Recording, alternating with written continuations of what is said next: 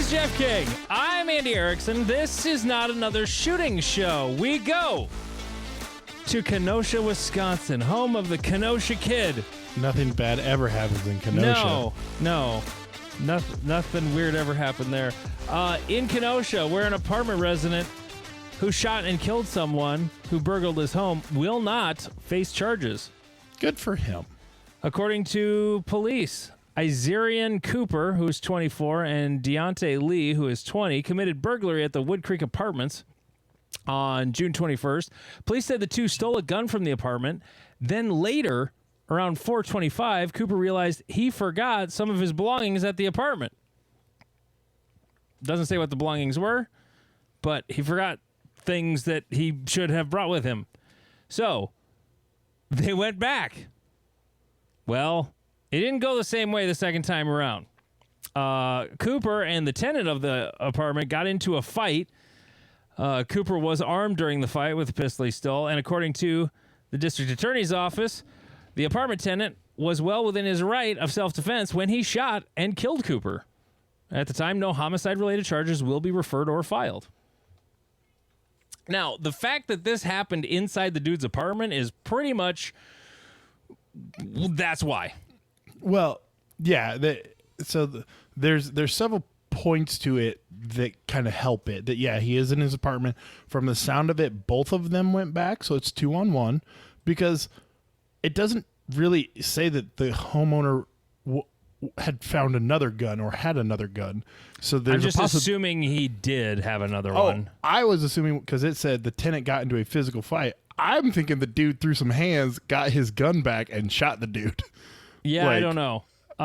So there's more detail, but props to this dude for having the physical acumen to throw hands with another human being and win. Because as someone who does it on a regular basis, it sucks.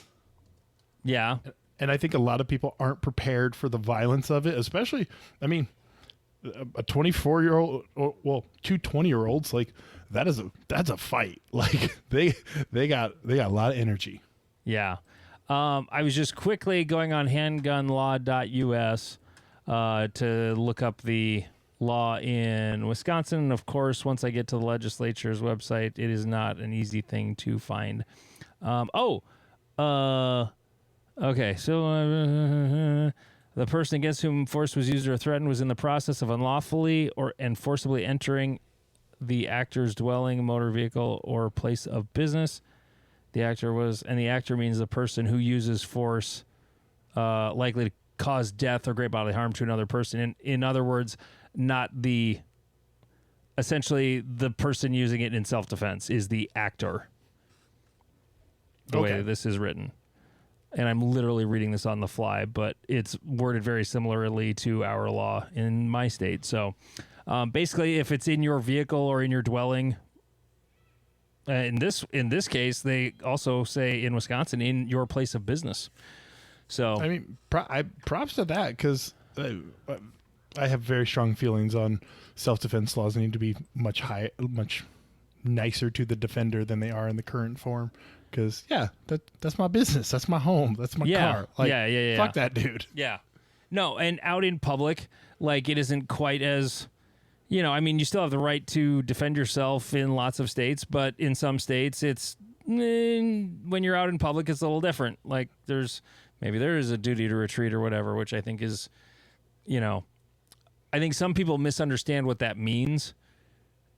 If someone duty to retreat applies to someone unlawfully using force as well as, deadly force. But at the same time, if someone's holding a pistol and they're 5 feet from you, you don't have to run away first. They've already assaulted you. Yes. So it's one of those people's perception of crime. They think assault starts when the punch lands, and that's not true. No. The assault starts when the intent of assault has begun. And so I think that's where a lot of people, they're like, oh, so someone could be chasing you down and you got to run. You're like, no, that person has indicated they wish to do you harm. You can stand there and exchange blows or do what you need to do. But if you're arguing with a dude at a bar, you have the duty to retreat if he's fuck you, dude, you're like, all right, I'm walking away. Yeah. Like that's the duty to retreat. Like you can't just be like, nope, I'm going to stand right here. We're going to exchange. This is the old West. We're just going to have a quick draw competition in the middle of the bar. Well, or even if somebody's just trying to. Now, in the states where they have that, like my state does not have that. You have no duty to retreat as long as you're not committing a crime and you're in a place where you have a right to be.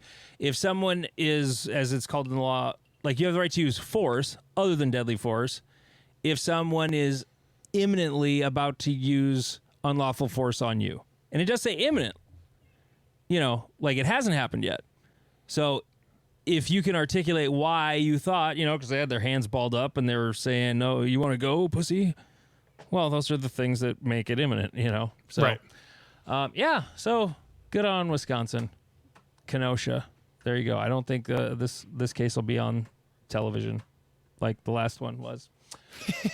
Okay, we have a guest now that we're going to have on the show. Even though this is a Patreon episode that normally we lop it off like after a few minutes and, try to get you to pay for it. We're going to put this part out in the free version. Like there's still going to be like 45, 50 minutes of show that you'll have to pay for if you want the full extra episode. But we have a guest. Adam Maxwell is on with us.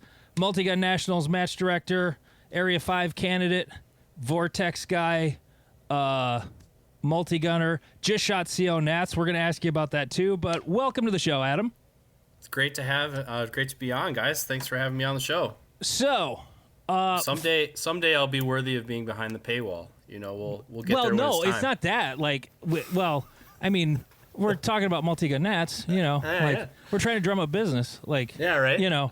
So of course we're going to put it public. Like that would be dumb. You'd be on a podcast for like 40 people. Yeah, right. Like that. No, I'm doing you a favor here. I know. You are actually. Now there's going to be like 60 people who will hear it. I was like, hey, bro, can I get on your show? And you're like, yeah, sure, why not? That's really about all it takes. Unless Yeah. I think you're weird, then I might just ignore the question. I don't know. That happened to me in the radio days too. Like somebody would be like, hey, can I be on your show? Check with the producer. Well, there's a policy against Let me check. COVID. I don't know. I'll call Anyway. you. I'll call you. So, Adam, how's the leg? Leg is, oh gosh, I haven't thought about it in a second. I was saying 99%, and also I'm 99%. It's not like it was, but it's enhanced now. I have the weather app. I could tell you within 10% the chance of rain in whatever location I'm in for the day. Yeah, my arm used to do that. It doesn't do that anymore. For those who don't know, Adam royally fucked up his leg riding a motorbike, right, or motorcycle. Yep.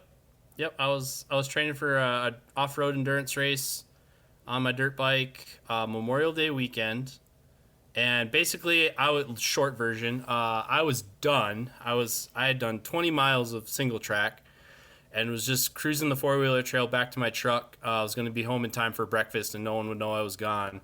And basically, my front tire slipped on a wood bridge, and I put my foot down. And that twisted my knee in a direction it's not supposed to go. And in the process of getting dislocated, I broke my tibial plateau into several pieces. And 2 surgeries, 6-inch plate, 9 screws, 40 stitches, 18 weeks on the couch. That I heard the story once before somewhere. I don't remember where. If I heard you tell it at Multigun Nats last year, or if it was on a podcast or something, but like, Yeah. Good hell, that's gross. Like I destroyed my humerus when I was 14, and I had 2 like 5-inch plates, like putting that all back together with a bunch of like 13 screws, one big one about 3 inches long right through my elbow. It was gnarly, but like I just fell straight down with a ball under my arm. I didn't have like we were playing dodgeball, and not even like the cool version of dodgeball. It's like the lame version where you're up against a wall and like whoever's it actually is just trying to pelt people. Yeah. And I tripped on another kid's leg with my arm at a right angle, like holding the ball like a football, and just crunched it at a right angle. Just landed on the asphalt and crunch. Yeah, It was gross. I didn't crash or anything. I Like you kept it up? The bike didn't lay down? Yeah, it was like, what was that? And then I like came to a stop, patted myself down, and when I tried to put weight on my right leg, I fell to the ground, and I was like, "Oh, this is going to be a problem." Oh man! And I'm by myself. Okay, I am by myself, 40 minutes away from help, and so I call for help. But also last year, the mosquitoes were horrible. Oh. So after about, Boy Scouts kicking in, like, what do you do when you are in need of rescue? You stay where you are, right? Yeah. Well, after about 10 minutes getting eaten alive by mosquitoes, and I'm thinking about it, I'm like, they're 40 minutes away from the parking lot. They don't know where I am. They still have to find me. So I'm like, anything I can do to extract myself to get closer to the parking lot will move up the timeline of me getting to the ER. Where was this at? So this was northern Minnesota, near Wascott, Wisconsin, but right along the border of Minnesota, Wisconsin. And so I actually, with a dislocated leg, broken leg, I wasn't even sure it was broken. I was like, I figured broken bones would hurt, and it didn't hurt. So I was like, oh, well, maybe it's not broken. But anyway, with the leg that obviously did not work, I was able, with one leg, to get the bike stood back up and kind of alley-oop my leg over it. And I rode out with a dislocated leg 2 miles. I measured it. I rode 2 miles out to the parking lot and was waiting in the parking lot for my dad and my cousin to take me to the ER. And still mosquitoes there. But I'm laying I get to the ER in Superior. For those familiar, Superior is the St. Paul to Minneapolis in Duluth. And so Superior, they're like, oh, no, you need ortho. You need to go to Duluth. So they ambulance me over there and start the process.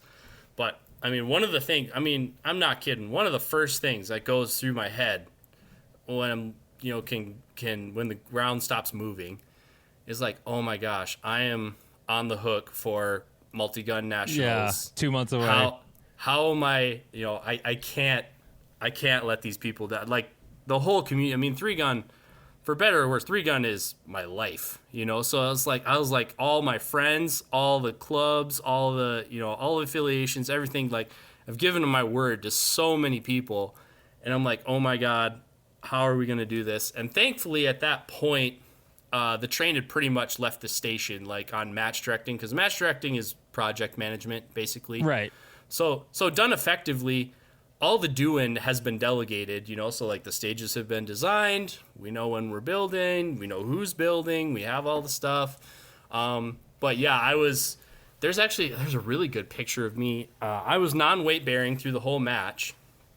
My recollection of you all throughout the match was, where's Adam? There's the golf cart. Yep, and, I was on golf cart crutch. status, and I had my motocross boot on because it was better than what the hospital gave me. Oh, really?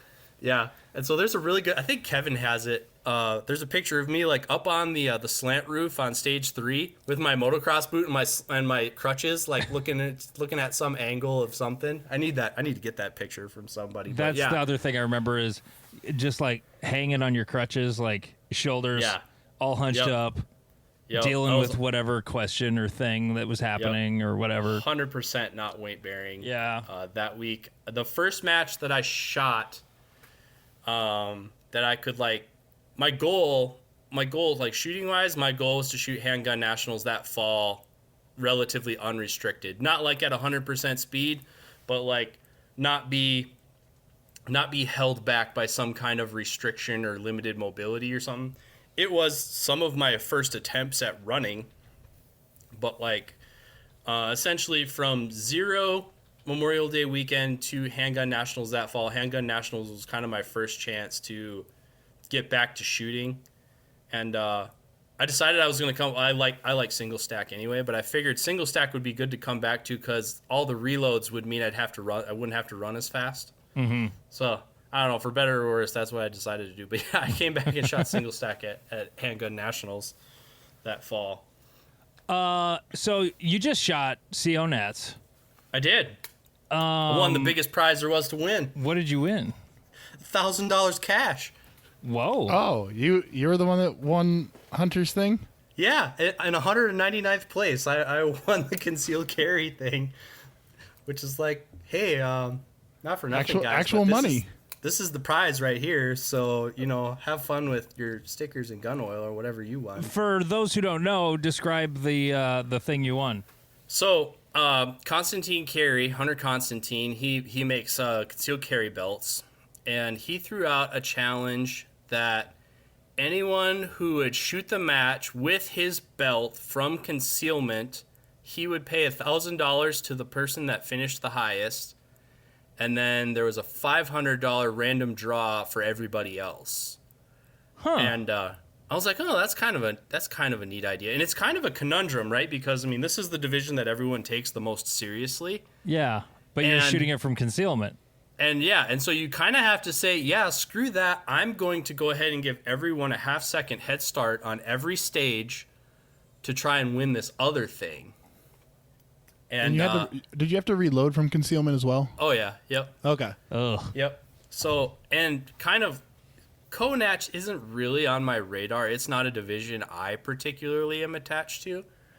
But it is kind of one of the bigger matches of the year. The election is ongoing.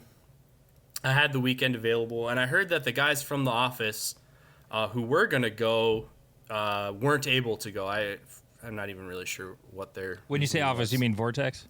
Yes. Yep. So some combination of professional and personal reasons. The person who was going to attend in my slot couldn't go, so I was like, well, hey, man, if you're not going, I'll go. And so got that switched around, and then in my head, I'm like, well, I'm picking up this gun cold. Like, I'm literally dusting it off out of the safe. Might as well give this Hunter Constantine thing a go. So I DM'd him. I'm like, hey man, what do I got to do to get in on your thing? He's like, you're in. And I'm like, sweet. So I got out the T-Rex. I got a T-Rex sidecar that I literally bought on a whim. Like a CZ is not a gun that I carry very often, but they came out with a holster for it, so I decided I had to have it. So a T-Rex sidecar. And then I had a Blackhawk, like just a clip-on crappy mag pouch that I got for free off some other prize table somewhere. Because you need at least 2 mags on your belt. And that was what I shot with.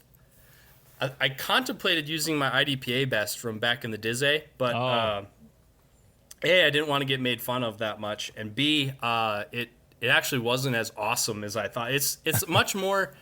It's much more a gamer setup for a strong side draw than an appendix draw. It kind of got in the way more than anything. So I used some of our Sunslayer, like the sun long sleeve sun shirts. Oh yeah, the kind of the stretchy ones. Mm-hmm. So when you go to the draw, you had a 50-50 chance of the thing just staying up by your nipples, so that you could well, just rub your nipples with ice before you shoot, and then it will just hook. That's the move. Yeah, that's the move. Definitely. You kind of give it, you do the ice, you just give it a little wagon wheel on the way up, and hopefully it stays there, So, I hear the match was kind of hard unless your name was Eric Graffel.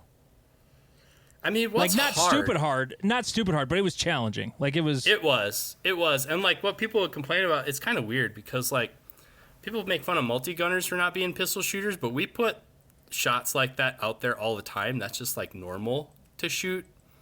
I think what people were really complaining, like you put a popper at 30 yards and people are like, what's the deal? It's like, it's an A zone. Like, what's the problem? But there were, I think what people got excited about, they had some partials with no shoots. So like the good old, top third of the IPSC covered up by a no shoot target. And they put some of those out 20, 30 yards. And it was kind of, you kind of had to let Jesus take the wheel on that and hope for the best. And I think Eric didn't shoot the no shoot, and I think a few other people did.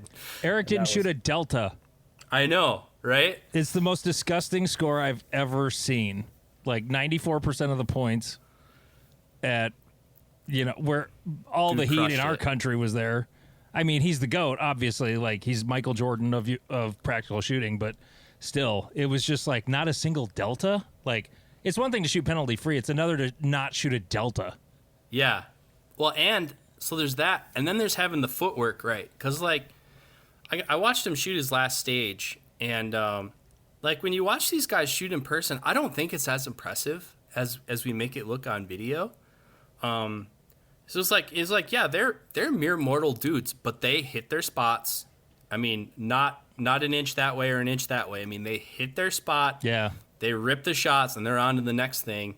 And if it's when they talk about predictive shooting, if it's a predictive shooting shot, they're just ripping too, for sure. But like on the technical stuff, when you close your eyes and listen to them, like no, they shoot like normal people. Like they respected those long targets. Yeah. They didn't take 2 seconds to shoot at it, but they made sure it was a stopped, stable, steady dot when they pressed that trigger. A buddy sent me that was at the match sent me a video of Graffel shooting a stage, and it was just sort of a L-shaped.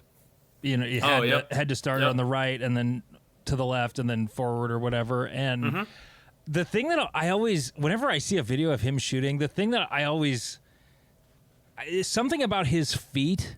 And his body looks almost strange. Like his feet are moving so fast, yet his upper body is so stable the entire time. I can't even, like, how he does it, obviously through lots of training, but, it's just, it doesn't even look, you see other people do it, but it doesn't look the same. He just looks, he's his own thing. And he's gripping the front of the trigger guard, too, like you're not supposed to, Oh, yeah. What's weird about all those super squad guys is everybody's worried about, like, the waist up on what they're doing. Like can they fit 24 rounds in their magazine and what their splits are and what their draw is and all that stuff. What makes those guys magic is their footwork. Yeah, listen, Jeff. I mean, shut up. The footwork. They got little legs. It's amazing. That's the part that nobody trains. There aren't very many people that can articulate that part of it, to train it. I shoot with one of the Super Squad guys, and when he's breaking down a stage, at least the few times I've walked through, because he walks through for about 20 minutes a stage, and he's looking at how he's shifting his weight through a port and what foot he'll be on to push off to get moving to the next spot. Where the majority of people are like, I'll come into this port and I'll deal with these 3 targets and then I'll move along. He's like, I'm going to be leaning back at like a 37-degree angle and then out, crack, lash out, go. That's the part that I'm still working on. That's what has me at the 95% part of the Grandmaster scale and not the 100%. Like that's what separates that 5% is all that footwork and precision that they can hit a spot with, because everybody can shoot. So I actually have to give you credit for me beating Jeff and Steven at Iowa section last year, because I don't know, it was a month or so before that you were on Dave Hartman's podcast, and or somewhere. I think it was that. I think it was, and you said something about how when you're A class and above, everybody can pretty much do the shooty part the same. Oh yes, it's the mental preparation and the visualization and all that really makes the biggest difference. And I was like, I don't really I think I'm doing it, but I'm not doing a very good job of that. So I vowed to visualize the shit out of every stage I shot at Iowa section, and it was the best match I ever shot. I was 83% of who won it. Was it Lane? Jeff? Lane, yeah. It was Lane. Okay. I shot 83% of Lane, which is close as I ever came to him. I was, I think, 4th overall. I beat Jeff. That was very gratifying. I beat Steve, and that was even more gratifying. But I beat people I'd never beat before, and it was really awesome. And it was I didn't do anything. I didn't practice extra. I didn't gain skill. I just really had the mental part down in that match. And the stages that were bad were stages I didn't have down that good, or I had a really shitty plan. That happens too. Oh yeah. But yeah, if you shortcut it, especially I'll do it at club matches sometimes. 2 from the box here, 2 from the box there, no problem. You know? It's you disrespected the process on that one. That's the one that's going to screw you up. But for sure. I firmly believe that the difference between an A-class shooter and a Grandmaster shooter is completely mental. An A-class shooter has all the technical skills They can draw good. They can reload good. They can shoot good. They have trigger control. They have some semblance of what they're supposed to see in the sights. The rest of it is the mental discipline of when do you loose the juice on the lead, and having the rest of it ironed down and be able to create that environment consistently.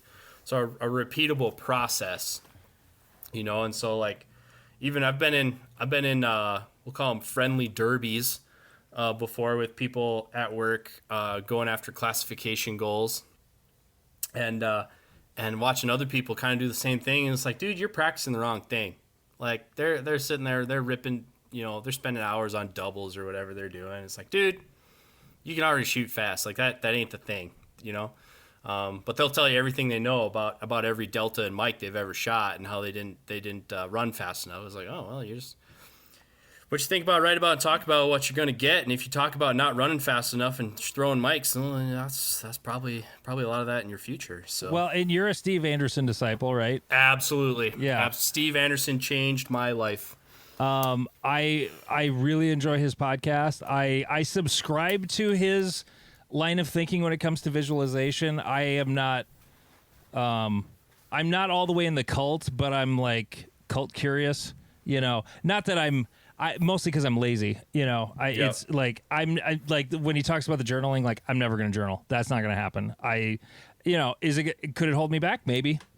But he got me on that, yeah. So I was right there with you. It was very dear. It was very Dear Diary, and I think it was the second time I took his class because we hosted him internally a couple times, and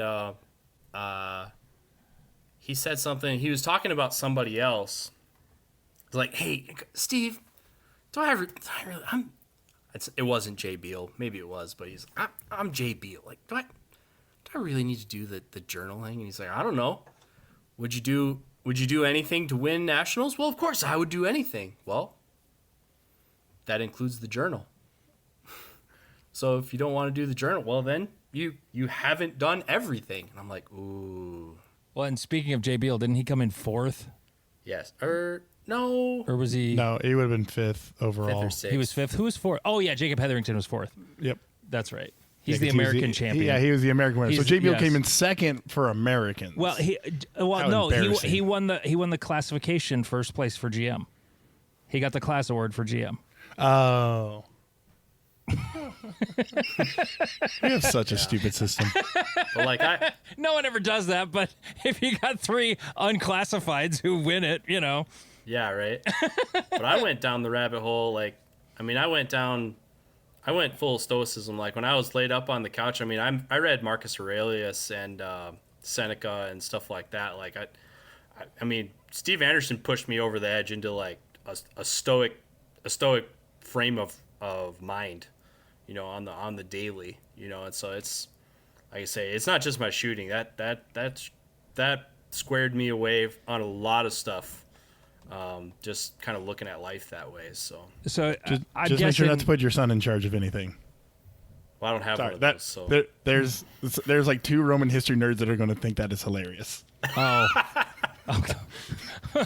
Marcus Aurelius put Commodus in charge. Is it movie Gladiator? I have no idea what either of you are talking about right now. Jesus. No clue. Uncultured swine. Moving on. Multigun Nationals is July 17th July 19th through the 21st. Staff Absolutely. shoots the 2 days before that. Yep. Get registered at practicescore.com. I shot and worked it last year. You guys, your first time doing it up there at Forest Lake. Yep. So what did you learn from last year? What's going to be better this year? Well, last year, if we were talking from a learned standpoint, big field courses and stuff like that, they've been doing that for 12 years there in the Trigun. So a lot of that was stuff we knew how to do and had done before. But what really stuck out to me when I started participating, like I've been shooting USPSA for a long time. I don't really consider it my primary sport, the pistol version of the sport. But as I got kind of roped into this fold and whatnot, I started going to some of these bigger matches. So I started going to area matches and national championships. One of the things that stuck out to me is that they always had some smaller courses, which we used to have in multi-gun too. But they had this mix in of, not everything was a big banger, huge field course. And so I was like, well, and some of the criticism from some of the shooters as they kind of age out, they start to say, well, it's a foot race or it's a shotgun loading race or something like that. So I was trying to think about what are some of the other nuanced skills we can bring in there to kind of balance some of that out? Because there's going to be a jungle run. People love that. But, like, if you're mobility limited, where is your place? DVC, where is your place to stand and deliver on something? So I tried to integrate in some of these smaller, more classifier-esque type stages that were really they were really baity into high risk, high reward. They were designed on purpose to lure people into shooting really fast, but they would hurt really bad if you missed. And I got some good feedback on those stages. They definitely lacked some creativity, but it was a long play in kind of exploring what that might look like for the future. So step one, is this something people are interested in? By and large, the answer was yes. I thought it was a great idea to just have something shorter as part of the match at all. It was so different than any 3-gun match I'd shot before. Yep. But the kicker of it is that the way kind of the USPSA rule book's kind of gone into disrepair, it's dated. One of the things that was dated about it is all stages, 3-gun has to be scored time plus at that time, and all stages had to be worth 100 points. You could not. I think that's such a dumb rule. It was. Yeah. It was, but it was kind of one of those things where it's like you kind of have to illustrate the point before people are on board with the solution. Mm-hmm. So I got a call specifically from Dan Horner. He's like, hey, I was looking at this and I think this is wrong. And I was like, oh, well, no, we designed it that way. And he's like, well, but this and that and the other thing, if you have like a shotgun malfunction, that's going to cost this, that, and the other thing. Like, yeah, make sure your shotgun works, dude. It's like, it is a marksmanship challenge. And he's like, oh, so you did that on purpose? And I'm like, yeah. And he's like, oh, okay. And he kind of hung up. What was he talking about? Well, so the original shotgun stages, the shotgun only stages from Sunday. Yeah. One of those was going to be the one with the one that was down on the Sporting Clays range that was in the woods.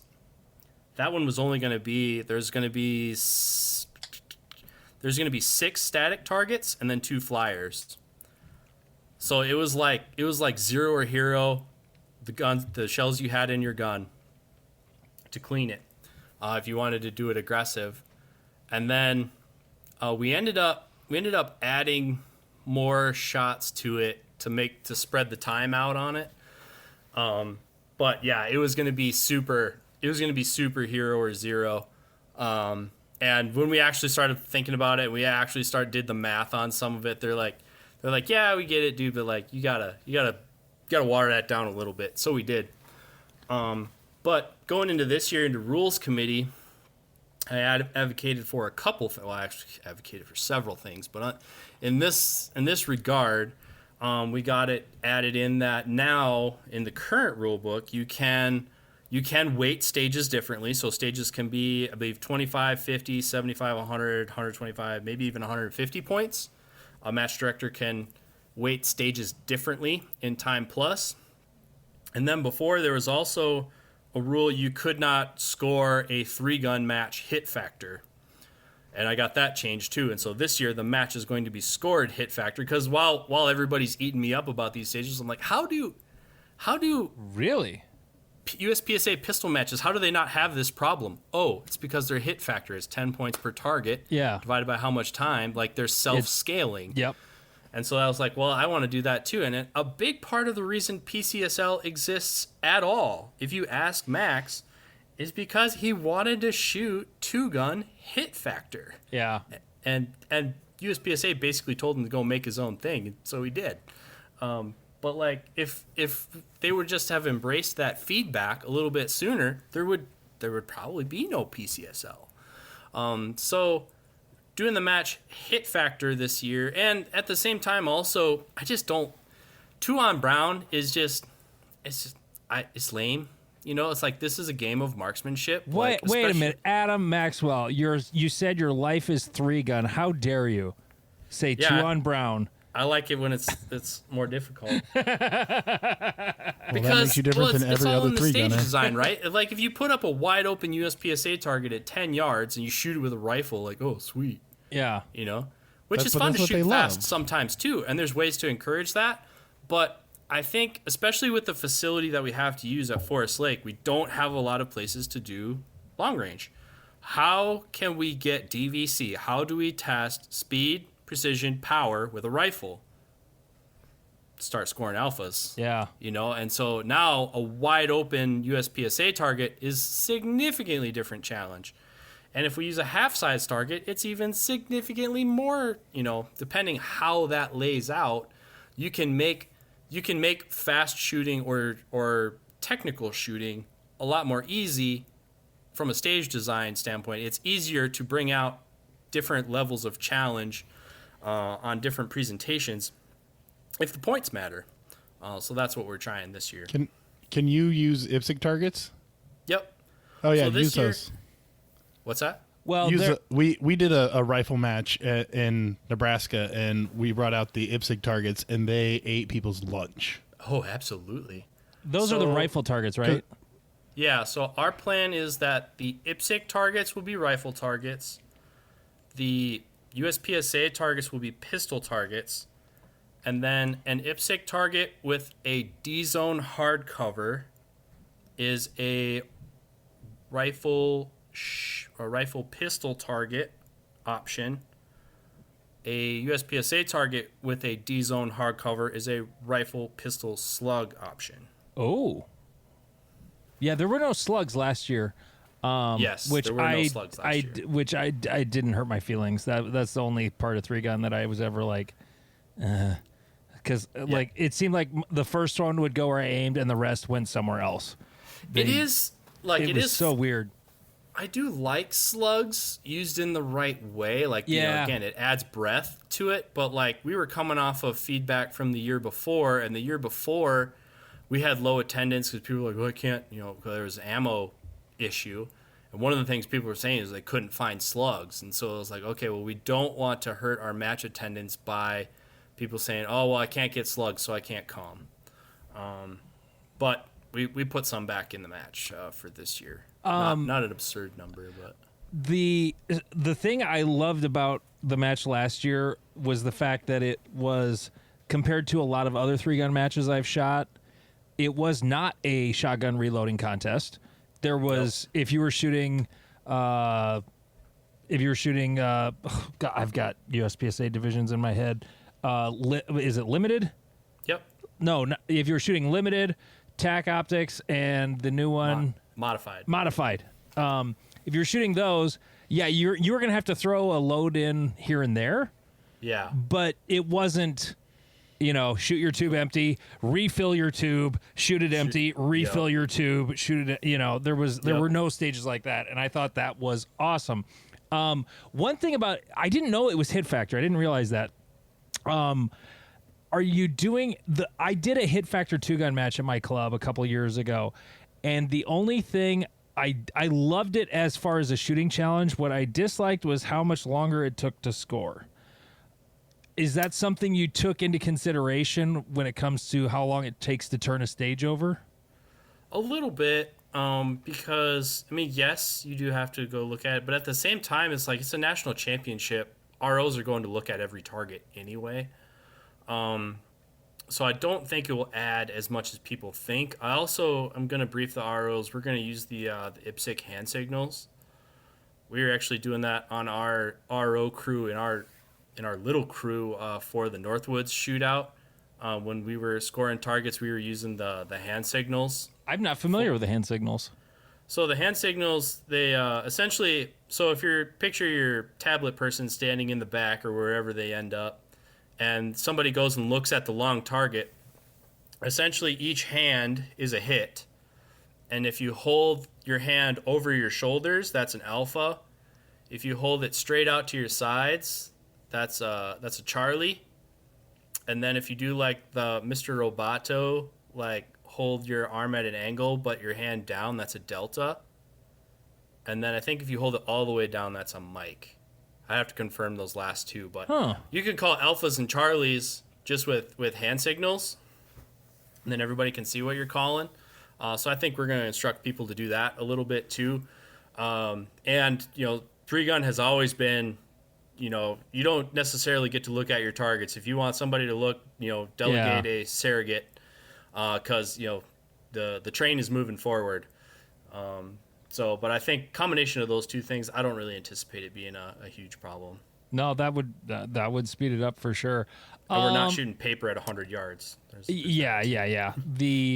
That was the thing, because the thing that inevitably slows it down, though, like all of a sudden it's like, oh yeah, 224 caliber bullet holes are really small on paper. Like you got to get up close to see where it's actually at.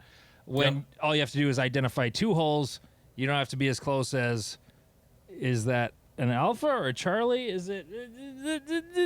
And then if you happen to get targets that are not, I was at a match recently where the targets were not, like the perf was not, like their dies are wearing out. They need to get new dies for their targets. And man, I had to get up so close to call hits sometimes, because I'm like, where the hell is that perf? But that could be a thing. But and administration-wise, I mean, that's on us. It's on us to facilitate a fair and efficient match. But the first priority is a fun and intriguing marksmanship challenge that brings shooters out. And so where I think some parts of the three-gun format have gone a little bit stale, I think this will invigorate some of it, or at least like collectively as a group will be like, yeah, we want more of this, or no, we don't ever want to do this again. So I will. I wish I could be there now. Now knowing that it's hit factor. Not that I wish I wasn't going at all. I wasn't. We'll leave the light on for you. It was like when you have to book camping in South Dakota, like 6 months in advance or 3 months in advance, whatever it is. I don't remember what it was, but it got planned before it got planned before it got booked, but it was out of my hands. Yeah, right. I like the wives of our friends just did it, and it's okay. I guess I'm not going. Yeah. Okay. Yeah. Ponytail set that up. Sure. So it's July 19th through the 21st, Multigun Nationals, Forest Lake, which is I've probably shot more multi-gun matches actually at Forest Lake than I have at clubs around me. Between Three Gun Nation back in the day, I shot the regional that was up there. I went to several club matches. It's a great place to shoot if you've not been to a match there. The fact that you guys have the sporting clays, I thought was also really cool. Like legit sporting clay targets as part of the match. That was a really cool upper Midwestern touch, I thought, to the match. Because like you actually have to know how to shoot a flying target. It's not just something thrown up out of a toaster. You know, it's like a legit flying clay target. And the flurry side stage is definitely coming back. I think on Sunday we're also going to do the bill drill thing. Last year at Carry Optics was such a hit that I think we're going to do bill drills with rifles and pistols, so people can use up whatever ammo they don't want to bring home. I think that was on the docket for Sunday as well. But yeah, we're definitely bringing back the shotgun side matches. We have some silly questions for you, because that's the kind of show we like to do, Adam. Heck yeah. So, Jeff, you wrote a couple things down that I don't understand what they are. Right. So, first thing, can you write down at the shooters meeting, or I don't know if you guys are in a big meeting, but find Colin Larson. He's from my club, and tell him he's DQ'd. He's going to throw a fit. He's about 260 pounds, about He used 5'11". to shoot a lot of FN guns for that contingency. He's an angry gentleman, but he's coming up there for that one. He's been taking all our training days. He tried to get a staple hole overlaid on staff day at Cornhusker. I'm like, that's a staple hole. No, that's a staple hole. Yep. Hey man, play stupid games, win stupid prizes. Yeah. Exactly. One thing. So me and Andy shot Production Nationals in 2021, and I personally felt like it felt like three big local matches. for Multigun Nationals, like, how are you? Are the stages just so like epic that they don't feel like a local, or like what? Oh no, it doesn't feel like a local. Like okay, it did not feel like a local last year. No, there were I can't remember the guy's name. Is it one of the stage designers? You guys had to pull the star out last year because it kept. Oh yeah, the guy that designed that stage. What was his name? Brian. Yeah. I remember him having that same anger I had when a stage is just not working the way you want it to. Yep. Because it was like he had it, but that stage was awesome.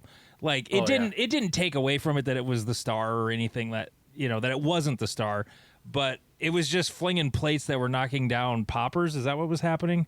I think so. I think it was something like that. But it was Spall or something, and it came down. It's like, hey man, like. We need it to work. Well, yeah, so in the side conversation, a lot of times, and this is not just him. I've had this conversation with several people, but it's like, hey, man, is what's worse, taking this out of your stage or you throwing the stage out later in the match when it doesn't work for 200 people? Yeah. And he was like, oh, yeah, you're probably right. I'm like, I know, it's a really good idea, and I would really love to do it. But this thing's got to go the distance. Yeah. I just don't think this particular aspect of your idea is going to work. The Mr. Fix-It at our club has a saying, it has to work 400 times. Absolutely. Whatever you build, it has to work 400 times, and that's how we end up building. Lots of great ideas have been left on the cutting room floor because they wouldn't go 400 times. Yeah. If you were the match director for a match and found out that Eric Graffel was coming... would you feel pressure to make the match harder? No, Daniel Horner came to this match and he had to shoot it just like everybody else. Yeah. Yeah, I guess. Daniel Horner is our Eric Graffel. Yeah. 3-gun. So no, it was fun to see like all the heat come through our stage last year and just even I was working the stage that was it was the small shooting area, but there were some long targets on the sides. It was all the way in the far back bay. What's fun, and I think maybe what's really at the root of your question is being a little bit of an intellectual sort, kind of part of. I mean, I got into sales kind of by accident, and like. The part of sales I almost really like now is a little bit the experiment in humanity. You kind of observe the tendencies of people. So the fun part of match directing now for matches like this, when you know those guys are coming, is how easy it is to push their buttons. Because I am a high level competitor, I know exactly how to mess with them. And, a 12-round shotgun only stage that's worth 100 points with 2 flying clay targets, perfect example. Mm-hmm. Like the really high flyers in the other all shotgun stage. It was a springy, no, not a springy teal, but it's kind of a classic Annie Oakley trap shot. The trap was about 30 yards away, and it hucked that thing straight up in the air, straight as high as it's it would like go. 100 feet plus in the air. Yeah. So I was working that stage. I got to see it shot a lot. Yeah, and so that stage, when I set it up, it basically would land at your feet. How close do you think it would land to your feet? 10 yards? Maybe it almost hit you.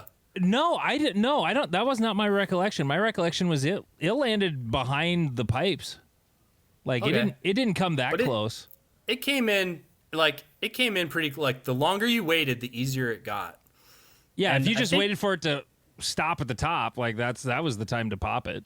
Yeah, for and sure. I think some of the guys on the staff squad, even the guys who weren't that good at shotgun shooting, they're like, "Oh, that's impossible. I'll need an extra full choke."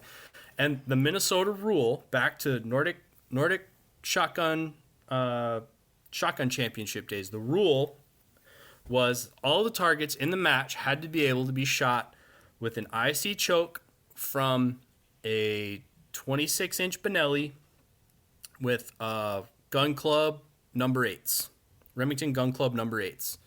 There wasn't a target in the match that couldn't be shot with that. It might not be to your advantage to shoot it that way, Yeah. but it could be done. And so some guys were complaining about that in the staff shoot. I'm like, all right, stepped up with the calibration guns. Like, you tell me where you want me to break it.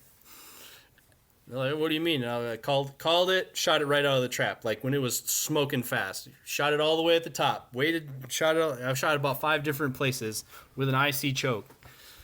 And it's like, it's a doable target. So, but it was totally, absolutely 100%. I set that target up so that I could do the video, so I could post it on Instagram just to freak those guys out. Yeah. 100%. Honestly, that stage, the harder part was the rabbit. Absolutely, it was. Like, that rabbit ate people's ass. It was... Absolutely. There were a lot of really good shooters. That rabbit just, even though they saw it happen a bunch of times, like, that rabbit got missed a lot. Yeah, and they were kind of like, oh, yeah, the rabbit, but this big flyer over here. Yeah. Honestly, the big flyer was the easier target. The rabbit was the hard target. 100%. Like, 100%. If you didn't get that rabbit, you still had time to come. I mean, you were going to be trying to chase a very fast falling target, but I did see one person did dust that high flyer like 10 feet off the ground. It was amazing. But oh, yeah. But yeah, some of those super squad guys, they're like, oh man, like on this stage, like one mic in this stage is gonna drop like blah blah blah so many %. I'm like, yeah. Yeah, and So then don't do that. the open shotguns when they died, they died so hard on that stage. When they did. Yeah. Okay, I once taught a rifle class where a guy had a rifle, keyholing 223 bullets. Oh boy. Sideways at 4 yards. Now, I know you're an AR nerd. What would be your best bet as to what would cause that? 4 yards, completely sideways. Shot out barrel. That's what I thought, too. But another guy who is a hardcore rifle guy I trust was like, I bet it's a muzzle device. Oh, that could do it, too. We actually saw, back in the DIZ of Minnesota 3-gun group, we'll call him a prominent firearms accessory manufacturer was shooting a prototype muzzle brake, and he shot it in half because he had a baffle strike in it. It blew in half, yeah. Or I suppose a combination of the two, a shot out barrel. My money was on shot out barrel, but now this is a question I'm asking for a friend. If you use a blowtorch to loosen the red Loctite on a Vortex Defender XL, will Vortex warranty that? I mean, I guess we have to. Okay. Because Jeff had trouble with red Loctite one time. It was one time. Life's hard sometimes. Okay. No, red on the plate, blue on the dot. So the warranty, the way it's worded, I believe, unconditional unlimited lifetime. And I basically tell people anything short of lost, intentionally damaged, or stolen is covered. Which could fall under the I didn't mean to damage it. Right. I'm just stupid. Right. So they'll probably replace it. They will also probably put you on a list. Yeah. I'm tired of getting put on lists. I know, right? I mean, it's probably the list with the least amount of clause as some of the other ones, but yeah. So I mean, people who do abuse the warranty do get called out eventually. Well, maybe, I don't know. It kind of depends who you talk to, but at the end of the day, we're about taking care of customers. It's not about us, So like the blowback on not warranting that Defender XL because you did it with a blowtorch is far more detrimental than just yeah, okay, you got us, bud. Yeah. Here you go. And you know what? Sometimes what, and I think probably the danger of it is that sometimes like it does look like fraudulent stuff, and you know what, that dude really was having a bad day. Yeah. Like it really did go south on him. So what we gain in customer loyalty for just default doing the right thing no matter what outweighs the shysters more often than not. I started in Vortex Optics at customer care, and I remember a couple very specifically who and eventually, I mean, you're human. Eventually, it becomes personal. It's like, this guy is trying to screw us, and I know it. But the people above you are like, it doesn't matter, man. Just let it go. Okay, send them the dot. Make sure you throw a sticker in there. This may not be your. I don't know if you know the answer to this, and it's a little bit putting you on the spot. But what took Vortex so long to come out with a dot like the Defender XL, or even the other full size Defender? Like I looked through a Defender XL at Cornhusker, like it's fantastic. That'd probably be the next dot I buy. But it just seemed like you guys hadn't come out with a new pistol dot in such a long time. Tons of rifle optics, obviously that's the moneymaker you're shaking. But what did take so long? I'm sifting through what I can safely say and what I'm not sure. I would say it's a couple things. One, we're a full line optics company. Yeah. In that we do red dots, rifle scopes, binoculars, spotting scopes, rangefinders, monoculars, tripods, full line, right? Whereas another company, pick one of our other contemporaries that has a product very similar to the Defender XL. Uh-huh. That company, all they make is red dots. Yeah. So if they have an engineering team, even if they have an engineering team that's the same size as ours, they're just focused on perfecting and innovating on red dots. Our engineering team is working on all those lines, and it's kind of one of those things where it's limited resources amongst unlimited wants. So initially, I think part of it was other products that were deemed in more need of development than red dots. Sure. Per market share, like just volume of sales. Well, yeah. How many more? I'm guessing you guys sell a shitload more deer rifle scopes than you do pistol red dots. 100%. Crossfire 3-9 rifle scopes and Diamondback 10x42 binoculars. Yeah, you sell a they keep buttload the of lights those. on. Yep. But you need to have the cool products too, right? I mean, like you got to have the cool products for your brand to grow in the way that people are comfortable buying the other products. So I think it was part of that engineering capital was part of it. Also, I think they had done some analytics, and they weren't quite sure that there was a red dot customer that was shopping in the high end. So for a while, they were kind of comfortable with what we had because the high-end red dot market didn't seem that lucrative. And if you back up 5-10 years, it wasn't. So there's that being like, okay, is of the fruit hanging here, what needs the most attention, and it didn't get the attention right away. So I think it's some of that, and then also roughly from the green light to like, okay, make a red dot, redesign and make the ultimate red dot, from idea to product launch. I don't know the real numbers, but I would say it's no less than 2 years. Yeah. To legitimately start with a clean sheet of paper, develop it all the way up through concept, prototype it, decide on that's what we want, and then shop it out to OEMs to actually get it made. And then like that's if you look at like the defense contracting stuff that's been going on, we won the contract for the XM157. Well, developing the XM157 is one thing. Winning the bid is another thing.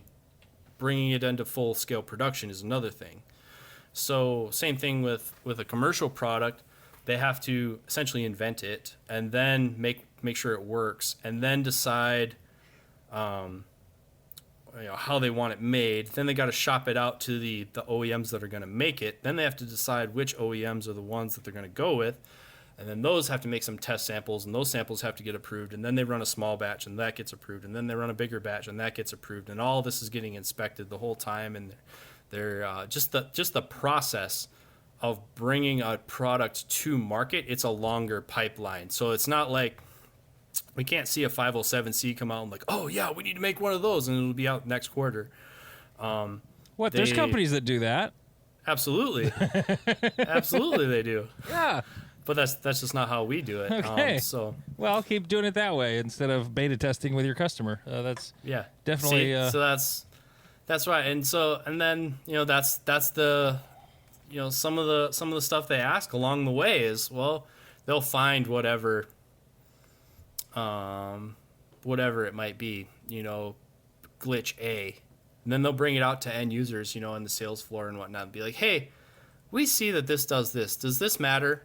Does this, do we care? And sometimes it'd be like, nah, nobody would ever notice that. And other people would be like, oh, no way. Do not let that out of the building. So it's kind of fishing through some of that. And then it's always great is the enemy of good, or, good is the enemy of great. So it's like, is it good enough to launch, or do we got to keep working on it? And there's kind of that dichotomy of like, well, it's not quite ready yet. And then on the sales side, we're like, we need this. Like, please launch, fire the missile. It's time, So that goes back and forth, but that's what takes so long. It's a combination of all those things. It's the development resources, the actual capital of development resources, and then allocating that against, for projected demand across all the lines that we do. How dated are the other lines? Do they need to be updated? How much market share could that product potentially rein in? And things like that. Because like at the end of the day, as important as it is to us, the action shooting market share is it's nothing. Very, very, very small. No, it's tiny. So when they have to compare that to, like what just came out, they just came out with Viper HD hunting scopes. They just did a refresh on our intermediate tier hunting rifle scopes. They're gonna sell way more of those. Oh yeah, absolutely. So it's just there is the Timmy carry guy though too. I mean, there's a buttload of those guys who buy all the dots and they've got them on all their carry guns and. Yeah, so most of what I'm speaking to, like we would be looking at 5 years in the past, some combination of that time frame. Yeah. These weren't conversations that happened in the last 6 months. Right. So when they actually turned their eyes towards, we need to refresh the red dots, and that became a priority. And then the train started moving in this direction. I mean, you've seen 3 new SKUs. There's more. There's more? Yeah. So more coming in the future? More red dot products are coming. Oh. So it's not just, it's once they start moving in this direction, and they decide it's a market share they want to take, then they're going to put some assets to it. But new and exciting products are in development all the time.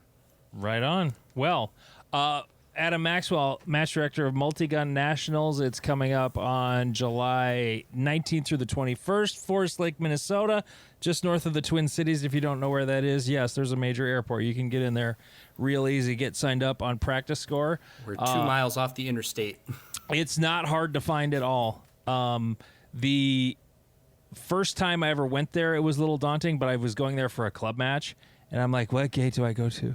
I don't know what gate to go to. I went to the first one where like the 400-yard rifle range is, and nobody was there. So I'm like, well, this is the wrong place. And then I went to the next gate that has the trap field. This doesn't feel like the right place either. Oh, I hear gunshots. Let's try the next one. There it is. I found the match. Got him. For Nationals, it's a little easier to navigate for sure.